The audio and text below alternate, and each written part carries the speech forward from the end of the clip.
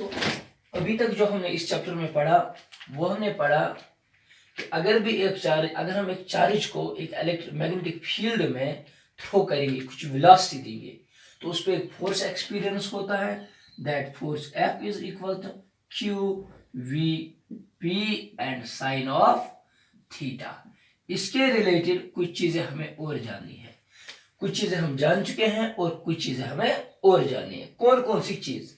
सबसे पहले, if velocity given to a charge is equal to 0, if velocity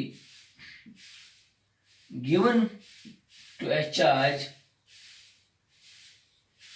is equal to 0, what does that mean? That means V is equal to 0. ठीक है, this indicates V is equal to 0. तो F कितना आएगा बेटा? F आएगा 0, क्योंकि यहाँ पे V का value 0, 0 into anything is equal to 0.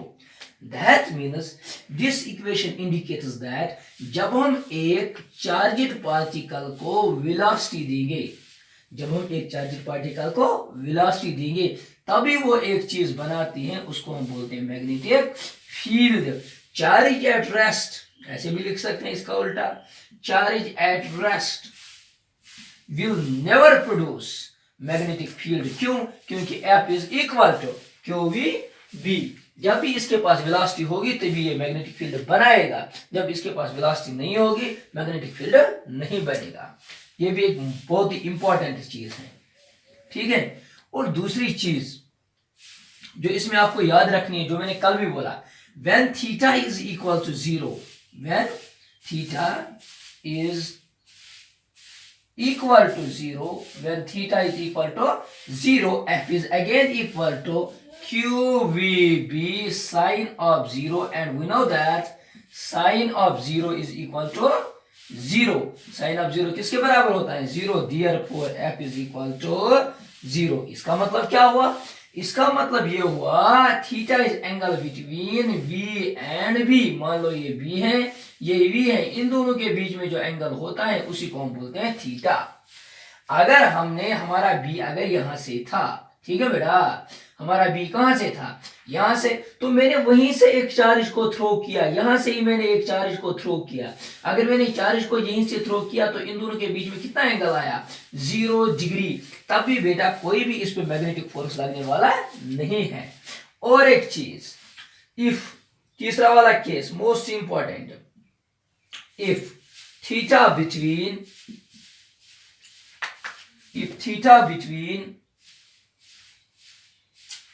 V and B is equal to 180 degree, ये पे लिख देते हैं 180 डिग्री। तो उसे क्या होगा सर? उसे होगा again F is equal to 0. Why? Because sin of 180 is again equal to 0. तो F कितना? 0। इसका मतलब क्या हुआ? अगर मेरा B इधर की ओर लग रहा है, ठीक है बेटा, मैं चार्ज को ऐसे थ्रो कर रहा हूं इसके अपोजिट डायरेक्शन में, this is velocity given to the charge. In both the cases, चाहे ऐसे या ऐसे, in both the cases force कितना लगेगा? 0। तो फिर किस केस में फोर्स लगने वाला है, किस फोर्स में मैग्नेटिक फील्ड बनने वाला है, वो है बेटा case number 4। If theta between, या if angle between V and B is how much? Is equal to 90 degree, because only in case of 90 degree sin of 90 is equal to 1. Therefore F is equal to QVB sin theta is equal to 1. तो सिर्फ एक case में बेटा force लगेगा, वो तब जब angle होगा B एंड E के दरमियान कितने डिग्री? 90 डिग्री। देखो कुछ कॉन्सेप्चुअल चीजें इसमें आपके एग्जाम में पूछी जा सकती है। सबसे पहले ये सब चीज आप पहले नोट करके रखो बेटा।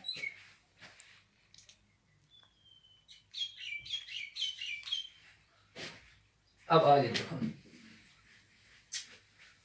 सबसे पहली वाली चीज, इफ, अच्छे से देखना बेटा, if A charge is throne, अगर मैं एक चार्ज को थ्रो कर रहा हूं बेटा पैरेलल, यानी कि 0 डिग्री, दिस मीन्स पैरेलल और इसको हम बोलते हैं एंटी पैरेलल। चाहे इन दोनों के बीच में थीटा कितना होगा बेटा 0, इन दोनों के बीच में एंगल कितना है बेटा 180 डिग्री। चाहे हम एक चार्ज को मैग्नेटिक फील्ड के पैरेलल थ्रो करते हैं या मैग्नेटिक फील्ड के एंटी पैरेलल थ्रो कर रहे हैं बेटा, in both cases F is equal to 0। चाहे इन दोनों के बीच में एंगल 0 होगा, चाहे इन दोनों के बीच में एंगल कितना होगा 180, बोथ केसेस में फोर्स कितना आ रहा था 0। सबसे मोस्ट इंपॉर्टेंट चीज, there is magnetic field, there is presence of magnetic field. देखो एक फोर्स को प्रोड्यूस करने के लिए, कौन से फोर्स को, मैग्नेटिक फोर्स को प्रोड्यूस करने के लिए हमारे पास तीन चीजें होनी चाहिए। ठीक है बेटा, कौन कौन सी, F इज इक्वल एक Q होना चाहिए सर, एक V होना चाहिए सर, एक B होना चाहिए, और सर हमारे पास कंपल्सरी चीज है कि थीटा भी होना चाहिए। कौन सा थीटा, साइन थीटा। यहां तक समझ आया। अब देखो बेटा, मेरे पास चार्ज भी है, मेरे पास V भी है, मेरे पास B भी है, लेकिन अगर मेरे पास ये थीटा, इस थीटा को मैं पहले डिफाइन करूंगा, अगर मेरे पास ये थीटा पैरेलल और एंटी पैरेलल होगा, पैरेलल और एंटी पैरेलल होगा, उस पे भी मेरा फोर्स कितना आएगा 0। सर क्यों 0 आएगा, because sine of 0 is equal to 0, sine of 180 is equal to 0। That mean charge को थ्रो नहीं करना है अलोंग द डायरेक्शन, चार्ज को थ्रो नहीं करना है opposite to the direction, charge को ऑलवेज थ्रो करना है बेटा किसी और डायरेक्शन में। यहां से भी थ्रो कर सकते हैं, इस पे भी साइन थीटा का कुछ वैल्यू आएगा, यहां से भी थ्रो कर सकते हैं, इस पे भी थीटा का कुछ वैल्यू आएगा, इनफैक्ट यहां से भी थ्रो कर सकते हैं, इस पे भी थीटा का मैक्सिमम वैल्यू आएगा। सबसे मैक्सिमम फोर्स लगेगा बेटा परपेंडिकुलर पे, क्योंकि साइन थीटा का मैक्सिमम वैल्यू होता है 90 डिग्री पे। यहां तक समझ आया। और एक चीज, ये एक क्वेश्चन था बेटा इसमें जो अक्सर वाइवा में पूछा जाता है या कहीं और भी पूछा जा सकता है। अब आगे देखो, थीटा को हमने एक्सप्लेन किया, इसके बाद मैं आ रहा हूं बेटा इस पे, अगर चार्ज ही नहीं होगी, if there is no charge, अगर बेटा चार्ज ही नहीं होगी, चार्ज नहीं है बेटा, फोर्स कितना होगा, देयरफॉर फोर्स कितना होगा बेटा 0। अगर चार्ज नहीं होगा, अगर मैग्नेटिक फील्ड नहीं होगा तो मैग्नेटिक फोर्स भी 0 होगा, जाहिर सी बात है। अब आ रहे हैं हम वेलोसिटी पे, किस पे बेटा, वेलोसिटी। अगर मैं वेलोसिटी की बात करूंगा, मेरे पास एक मैग्नेटिक फील्ड है, ठीक है, यह है मेरे पास एक मैग्नेटिक फील्ड, मेरे पास इस मैग्नेटिक फील्ड के बीच में एक चार्ज है, यह है मेरे पास एक चार्ज, और मेरे पास मैग्नेटिक फील्ड भी है, मेरे पास चार्ज भी है, लेकिन मेरे पास इस चार्ज को वेलोसिटी नहीं है। अगर मैंने इसको वेलोसिटी कितनी दे दी 0, तो बोलो फोर्स कितना आएगा 0। दैट मीन्स कितने केसों में अब फोर्स नहीं हो सकता है। सबसे पहले सर अगर चार्ज नहीं होगी फोर्स नहीं होगा, अगर वेलोसिटी नहीं होगी फोर्स नहीं होगा, अगर मेरे पास मैग्नेटिक फील्ड ही नहीं होगा तो फोर्स भी नहीं होगा। सर और एक चीज है इनको छोड़ के, दैट इज थीटा। अगर मेरे पास पैरेलल या एंटी पैरेलल मैंने एक चार्ज को थ्रो किया, उस केस में भी फोर्स नहीं होगा। फोर्स तभी होगा जब ये और ये किस केस में, जब ये 0 और 180 नहीं होगा, उन सारे केसेस में फोर्स होते हैं। ठीक है,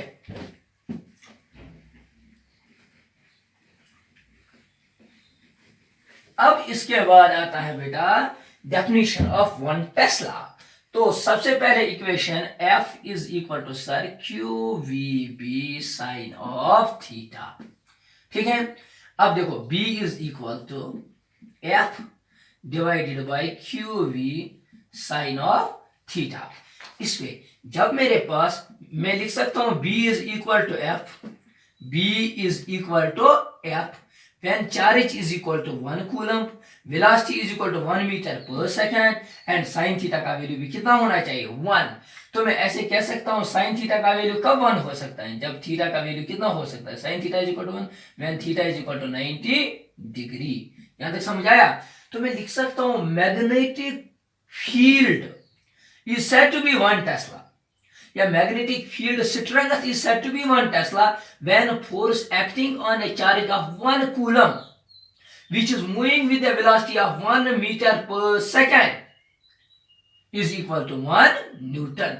उसी फोर्स के बराबर होता है। ऐसे आप समझो, मैंने एक चार्ज को लाया, ये मेरे पास एक चार्ज है, इसकी चार्ज है कितनी कितनी चार्ज है 1 कूलम, चार्ज 1 कूलम है, ठीक है। मैंने इसको वेलोसिटी दी, इस 1 कूलम को क्या दी वेलोसिटी, वो जो वेलोसिटी इसको आ रही है ना वो है बेटा 1 मीटर पर सेकंड, 1 मीटर पर सेकंड, 1 कूलम चार्ज 1 मीटर पर सेकंड, ठीक है बेटा। लेकिन मैग्नेटिक फील्ड अंदर की ओर और मेरी वेलोसिटी इधर की ओर, इन दोनों के बीच में कितने डिग्री एंगल 90 डिग्री एंगल, तब जो इस चार्ज पे फोर्स लगेगा ना वो होगा बेटा 1 टेस्ला। वो कितना होगा 1 Tesla. This definition of 1 Tesla, ये आप खुद भी देख सकते हो, 1 हर जगह करो बेटा, दिस इज 1 टेस्ला। अब आगे देखो, अब मोस्ट इंपॉर्टेंट चीज है इसमें, मैग्नेटिक फील्ड जो है हम हर जगह देखते हैं। सर आपने और एक चीज भी बोली थी 1 tesla is equal to 10⁻⁴ gauss, कल लिखा है हमने पिछले वाले लेक्चर में 1 tesla is equal to 10⁻⁴। Sir ये 1 गॉस कितना होता है, तो 1 गॉस को हम आराम से लिख सकते हैं ना, 1 गॉस इज इक्वल टू इस 10⁻⁴ को इधर शिफ्ट करो 10⁻⁻⁴ टेस्ला। चाहे आपको गॉस अब टेस्ला में कन्वर्ट करना होगा या टेस्ला को गॉस में कन्वर्ट करना होगा, हमारे पास एक इक्वेशन है that is 1 tesla is equal to 10⁻⁴ gauss और 1 gauss is equal to 10⁻⁴ tesla, ठीक है बेटा। अब आगे देखो, ये सीजीएस सिस्टम में कल ही बता चुका हूं, और ये किस सिस्टम है बेटा, दिस इज एसआई सिस्टम। अब आगे देखो, ये भी समझ आया होगा, ये भी समझ आया होगा। अब आगे देखो, इसके बाद मोस्ट इंपॉर्टेंट चीज है, सर ये 1 गॉस होता कितना है, ये कितना मैग्नेटिक फील्ड होता है, 1 गॉस प्रैक्टिकली कितना होता है, क्या हम देखते हैं 1 गॉस को? बिल्कुल देखते हैं बेटा। मैंने पहले ही आपको बोला था, जब मैंने इंट्रोडक्शन दिया था, मैंने बोला अगर ये हमारे पास अर्थ है, हम कहीं पे भी मैग्नेटिक नीडल को रखते हैं वो ऑटोमेटिकली डिफ्लेक्ट होती है, कहां पे, along it's north and south की डायरेक्शन में, ठीक है बेटा। कहीं पे भी इस मैग्नेटिक नीडल को रखेंगे वो ऑटोमेटिकली नॉर्थ और साउथ की डायरेक्शन में आती है। मान लो कि इस रूम में जो नॉर्थ है वो इस साइड से है और साउथ किस साइड से है, उस साइड से होगा, तो मैंने इसमें एक मैग्नेटिक नीडल ऐसे रखी है, तो ये मैग्नेटिक नीडल ऑटोमेटिकली ऐसे जाएगी, क्यों, ये अलाइन करेगा इटसेल्फ, ये अलाइन करेगी itself along the north south direction. तो जब ये ऐसे जाएगी ना, इस पे एक टॉर्क लगेगा, इस पे एक फोर्स लगेगा, वो जो फोर्स इस पे लग रहा है ना दैट इज नोन एज बेटा 1 गॉस, ठीक है। 1 गॉस उतना फोर्स होता है, मैंने ऐसे रखा, ये ऑटोमेटिकली ऐसे टर्न हुई, वो जो इस पे फोर्स लग रहा है magnetic force that is 1 Gauss. तो सबसे पहले 1 गॉस क्या होता है, 1 गॉस कहां पे मौजूद होता है, on the surface of earth, जो हमें मैग्नेटिक फील्ड मिलता है वो होता है बेटा 1 गॉस, ठीक है। और कुछ और चीजें भी आपको याद रखनी है, ह्यूमन बॉडी, जो ह्यूमन बॉडी होते हैं बेटा, ह्यूमन बॉडी में जो मैग्नेटिक फील्ड होता है, कौन सा, ह्यूमन बॉडी में क्या होता है मैग्नेटिक फील्ड, बेटा वो पता है वो कितना होता है, वो होता है 10⁻⁻10 टेस्ला। ये भी नोट करके रखो बेटा, ह्यूमन बॉडी, जो हमारी बॉडी होती है इसमें भी मैग्नेटिज्म होता है, ये मैं आगे जाके बताऊंगा, जब किसी को एक्सीडेंट होता है फिर उसको कैसे मैग्नेटिक सर्जरी की जाती है, बाकी सारी चीजें, ठीक है। तो वो होता है 10⁻⁻10 टेस्ला, ये भी नोट करके रखो।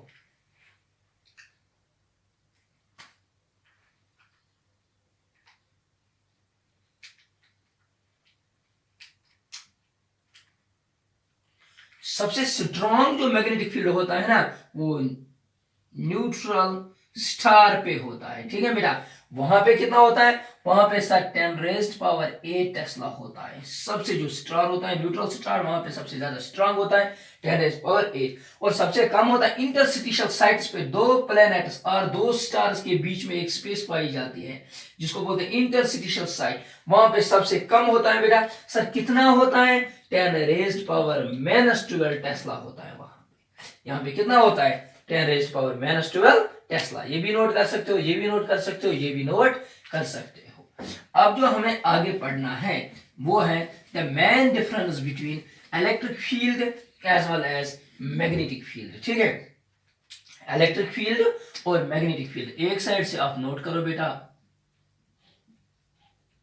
एक साइड से हम क्या नोट करेंगे, इलेक्ट्रिक फील्ड, और दूसरे साइड से हम नोट करेंगे मैग्नेटिक फील्ड।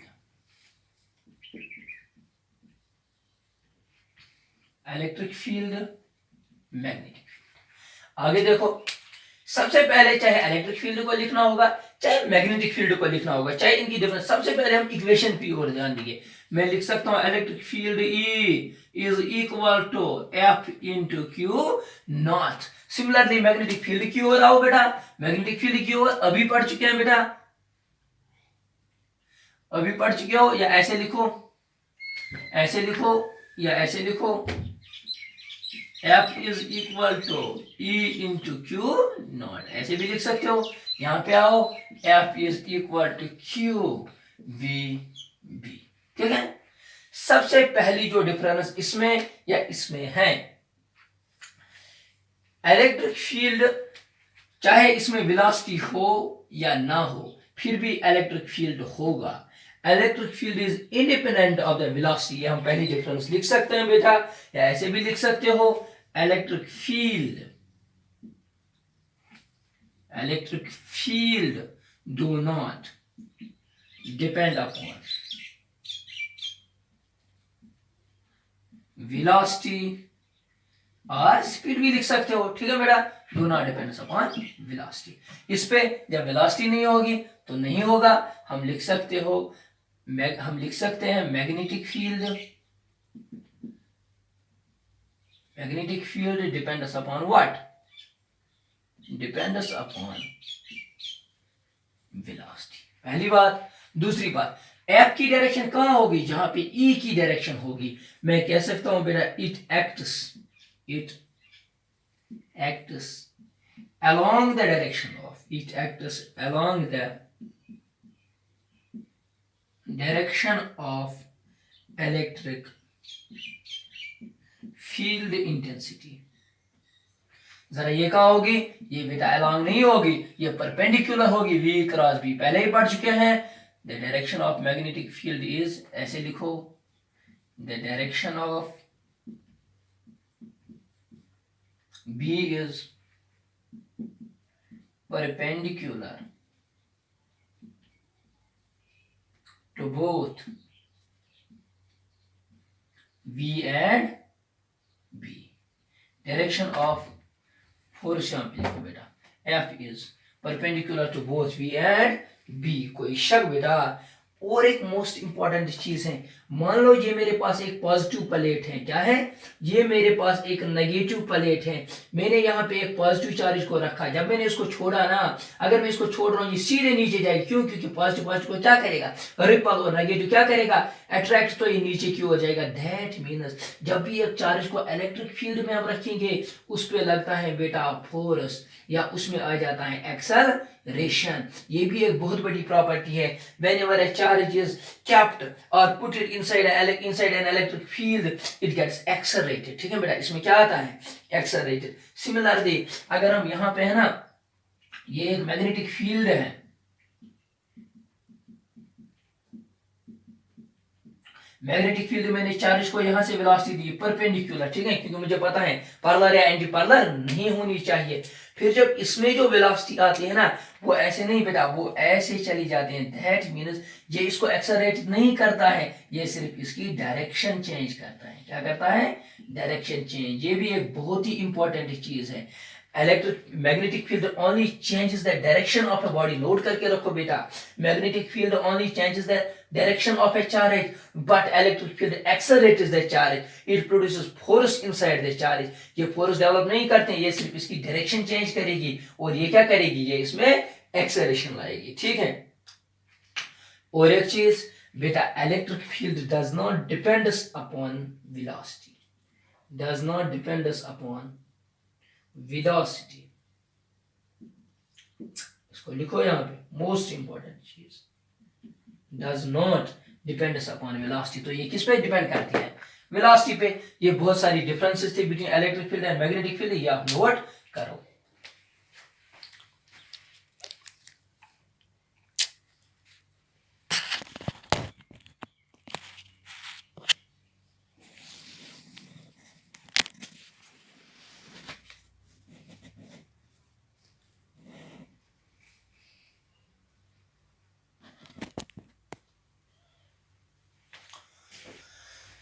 अब इसके बाद हम आते हैं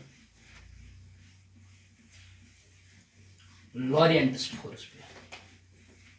इस पे इसके बाद हम आएंगे बेटा लॉरियंटस फोर्स पे। तो नोट करो सबसे पहले इसकी हेडिंग लॉरिएंटस फोर्स जो हम अब पढ़ने जा रहे हैं।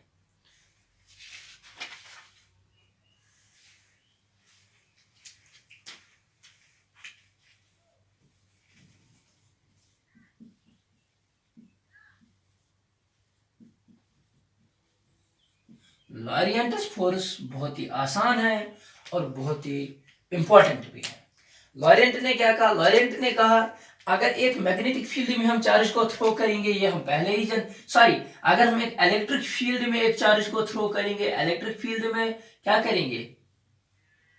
थ्रो करेंगे, तो वहां पे क्या होगा? वहां पे एक फोर्स लगेगा चार्ज पे। कितना फोर्स? जो हम पहले ही पढ़ चुके हैं, F is equal to E into Q naught. Similarly अगर हम इसी चार्ज को थ्रो करेंगे मैग्नेटिक फील्ड में, जब हम मैग्नेटिक फील्ड में एक चार्ज को क्या करेंगे?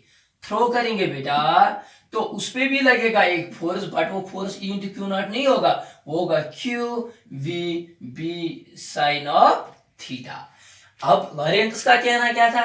लॉरेंट ने कहा अगर हम इसी चार्ज को थ्रो करेंगे एक ऐसे फील्ड में जहां पे इलेक्ट्रिक फील्ड भी मौजूद होगा, जहां पे बेटा मैग्नेटिक फील्ड भी मौजूद होगा, दोनों फील्ड सब इनके पास मौजूद हैं, हम एक चार्ज को थ्रो कर रहे हैं, तो बोलो बेटा उस पर कितना फोर्स लगेगा? देखो इलेक्ट्रिक फील्ड तो फोर्स लगाएगा ही लगाएगा, चाहे चार्ज रेस्ट में हो चाहे चार्ज मोशन में हो, लेकिन जब बॉडी को वेलोसिटी आती है ना, वो डेफिनेटली और एक फोर्स लगाएगा, that is known as magnetic force. तो इसने बोला जो उस टाइम एफ नेट होगा ना, वो होगा बेटा F due to electrical plus F due to magnetic.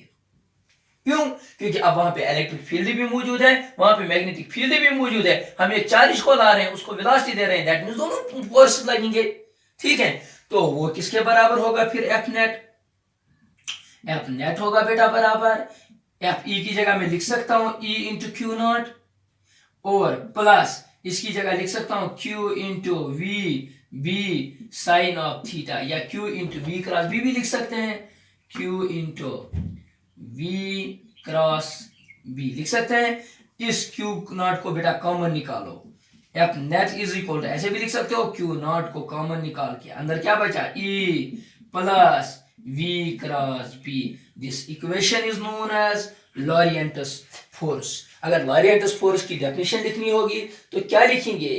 क्या लिखेंगे? व्हेन ए चार्ज्ड पार्टिकल, इसकी डेफिनेशन सबसे पहले, व्हेन ए चार्ज्ड पार्टिकल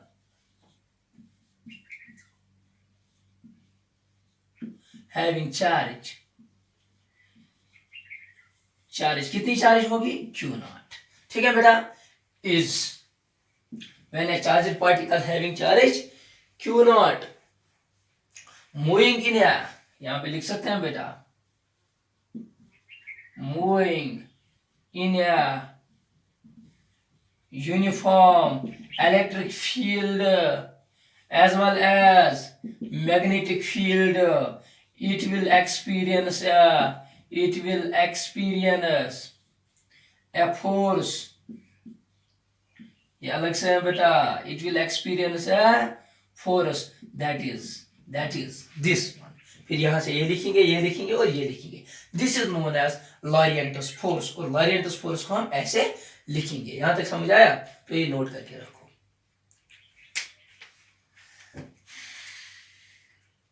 इसी के साथ साथ और भी बहुत सारी चीजें हैं जो हमें जाननी बहुत जरूरी हैं, ये भी नोट करके रखो। देखो ये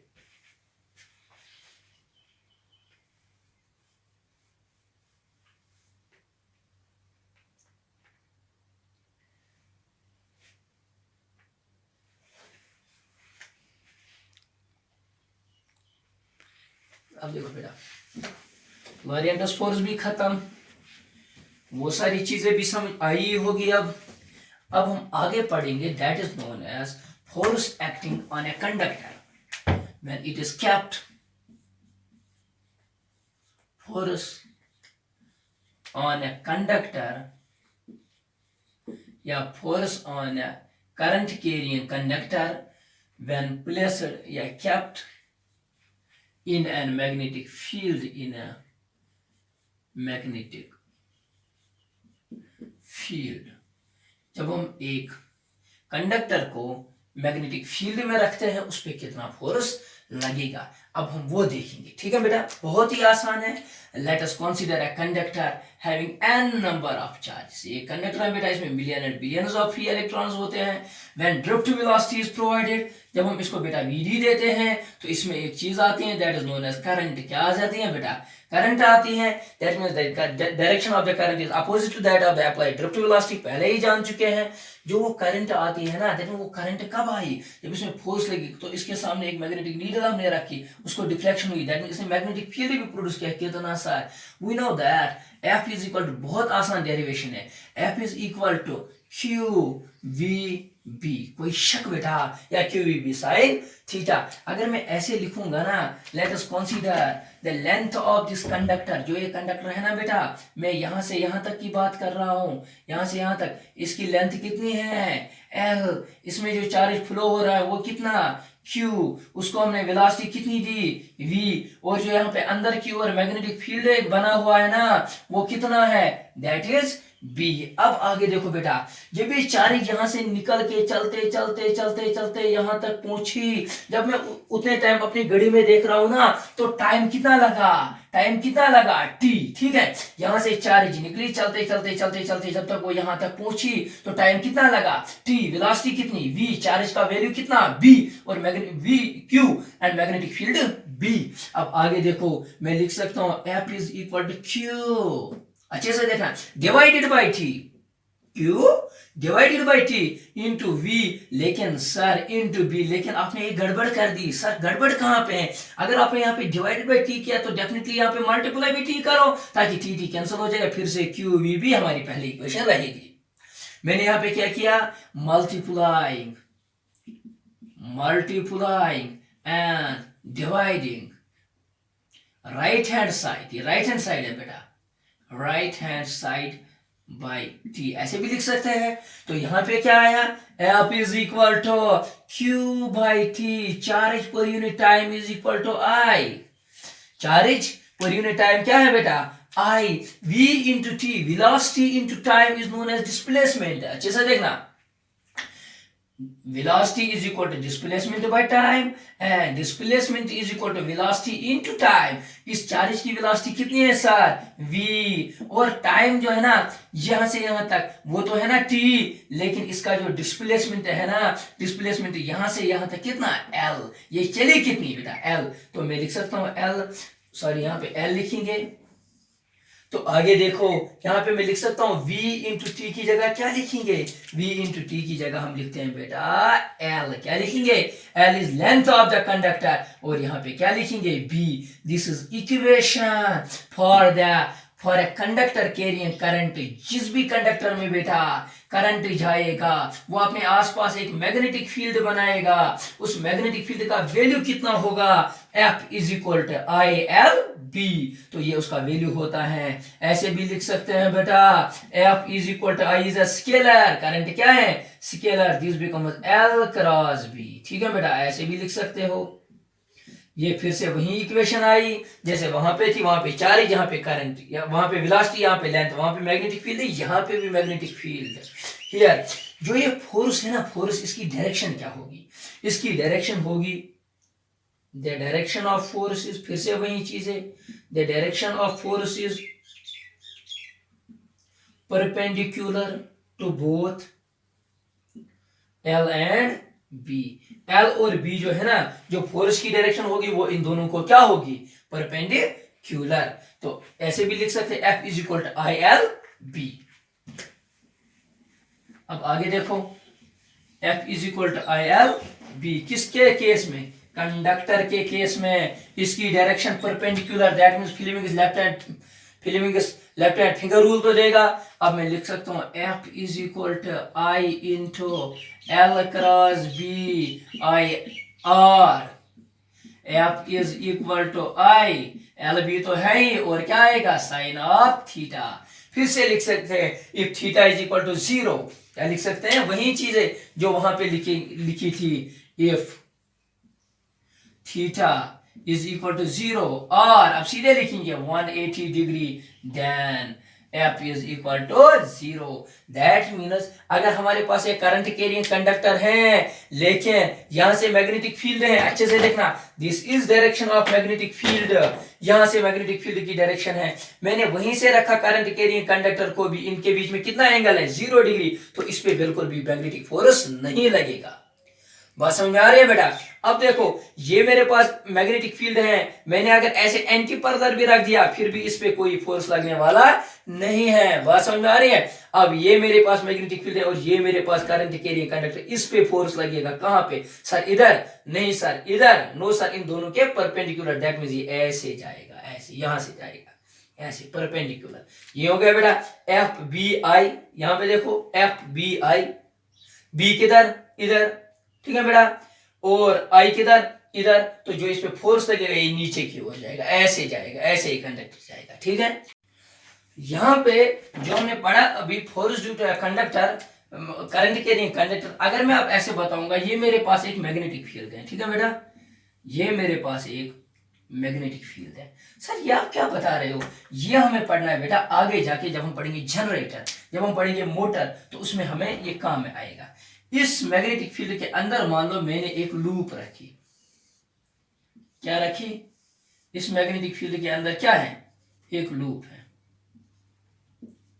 एक लूप है। इस लूप का नाम मैं दे देता हूं, दिस इज करंट, यहां से जा रही है और यहां से ऐसे वापस आ रही है, इस लूप का नाम मैं दे रहा हूं A B C and D. अगर मैं बात करूंगा ए टू बी, देखो बेटा करंट किधर जा रहा है? ऊपर, करंट ऊपर जा रहा है, और मैग्नेटिक फील्ड किधर? इधर, तो डायरेक्शन ऑफ फोर्स जो इस पे लग रहा होगा वो किधर होगा? आप फिर से वही रूल याद करो, एफ बी आई, देखो बेटा बी इधर, आई ऊपर, देखो बी इधर, आई ऊपर, ऐसे आई जा रहा है, तो फोर्स किधर? ये देखो थम थम थम, फोर्स किधर? फोर्स अंदर की ओर, दैट मीन्स इस पोर्शन पे जो फोर्स लगेगा यहां से यहां तक वो सर अंदर की ओर लगेगा, दिस इज मूव इनवर्ड्स, ऐसे इस पे फोर्स लगेगा। बात समझ में आ रही है?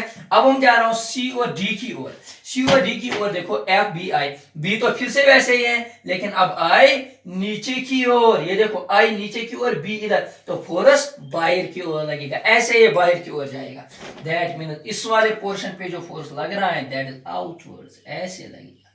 दैट मीन्स इसका मतलब क्या हुआ? ये जो दो पोर्शंस थे, मान लो कि मेरे पास ये एक कंडक्टर है, इसको मैंने इसके बीच में रखा, इस वाले पोर्शन पे फोर्स अंदर की ओर, इस वाले फोर्स पे फोर्स बाहर की ओर, तो ये ऐसे टर्न हो जाएगा, ये रोटेट हो जाएगा कंटिन्यूअसली। आगे देखेंगे अगर इसके नीचे हमने एक दो पंखे लगाए तो वो क्या करेंगे? रोटेट करेंगे, तो हमें हवा मिलती है। That is why it works on this principle. जब हमें ये समझ आएगा ये कैसे रोटेट करता है, तो फिर हमें समझ आएगा कि फैन कैसे चलता है। आज के लेक्चर में इतना ही था बेटा, अब हम आगे जाएंगे, कल हम इसका और एक पोर्शन पढ़ेंगे। थैंक्स।